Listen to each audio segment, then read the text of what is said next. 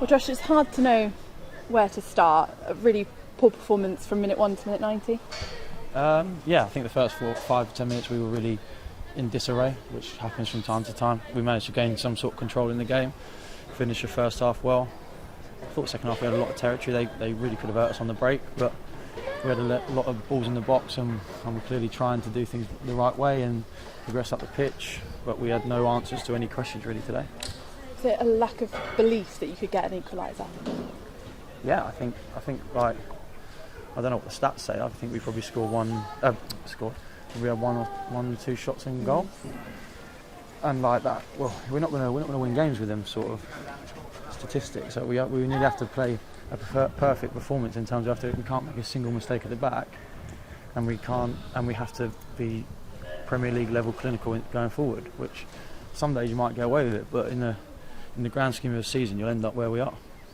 And with just 8 games to go, there was a lot of changes in the team, new faces. Did that have an impact? Yeah, it's never easy. Like there's a group of new people have come into the dressing room, and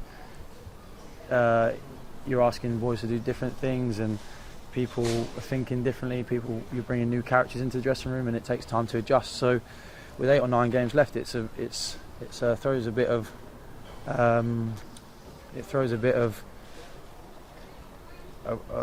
a wild card into the dressing room kind of thing, trying to keep everyone in point, make sure all our morals and all our attitudes align for the last 8 games of the season, because that is the most important thing at the end of the day.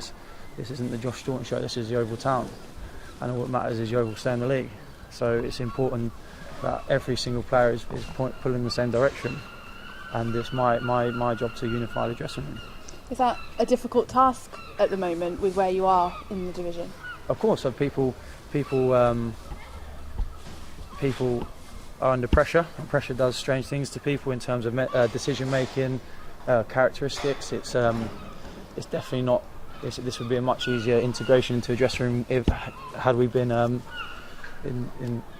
relaxing in middle of the table. I think it's probably not the easiest thing when you're bringing characters in under severe pressure like we are playing under. Let's make no bones about that. We're not just playing with freedom and there's nothing to play for. I think clear to see, and I think it reflects in the performances. To be honest, there is we look like we've got the weight of the world on our shoulders, and it's my job to try and relieve that pressure and heap it on myself and let the boys play with a sense of freedom they should have.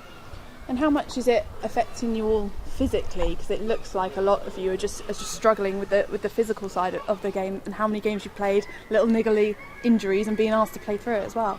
Yeah, we've got boys who would give their life and soul for the football club. Let's not mess around about that. We have boys I would run through a brick wall for this football club. And it's important everyone in that dressing room has that same mentality, and you'll never find me blaming my body for anything. I hurt, I ache, but I'll go out there and do everything I can for the football club, and it's important that my representation is carried through with every single player. So boys do look tired, but when I'm looking them in the eye, I'm asking them to find everything they've got for me, for the football club, because I am a reflection of the fans, I'm a reflection of the football club, so I want every single player to find that 10%, and it's not easy, it hurts, your body hurts, people don't think that mentally you're tired, the situation you're in, it's draining, but I trust a lot of the boys in there, and I trust that I know that when I look at them and ask them for 5-10% more, they'll find it from me. And that's all I can ask from people, no matter what they're playing through. And how much do you need that unity, 1 point clear of the drop zone now, to get yourselves out of it? It's important. It's not important. It's essential. It's something that if we don't have it, we'll be in a very, very difficult predicament in a few weeks' time. Characters, for me, when you're in this stage of the season, are worth points.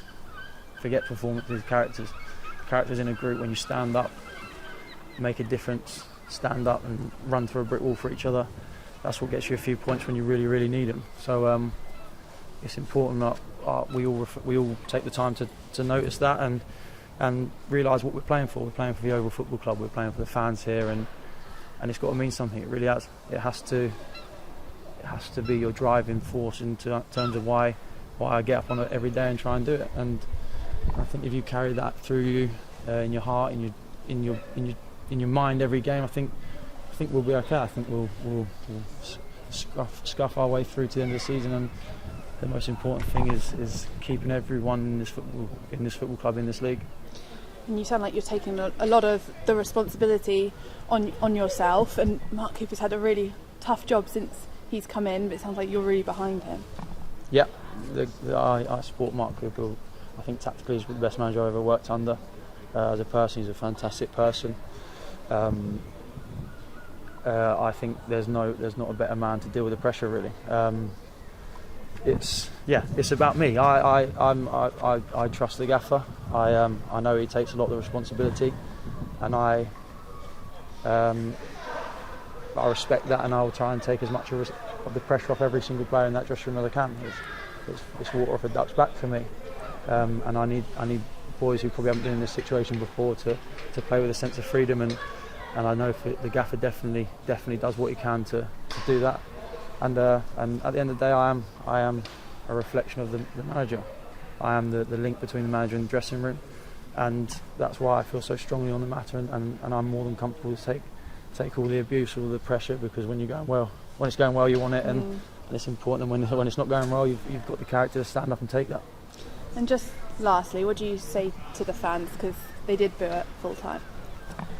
They're entitled to boo. If I paid money and had one shot at home, I'll be honest, I'll probably boo. That's where I come in. That's where I take that pressure off the boys. Do you know what I mean? It's never nice, let's be honest. It's not nice, but it like I say, it's I've heard that before, and the most important thing is I try and galvanise a group to find some belief and try and ignore any noise in the stadium. And but it's just direct your boos at me because I'll still get up the next day with the same endeavour and the same attitude to this football club, and I definitely don't want the boys to not have that. So I'll take that. It's part of the game, unfortunately. Thank you as ever for your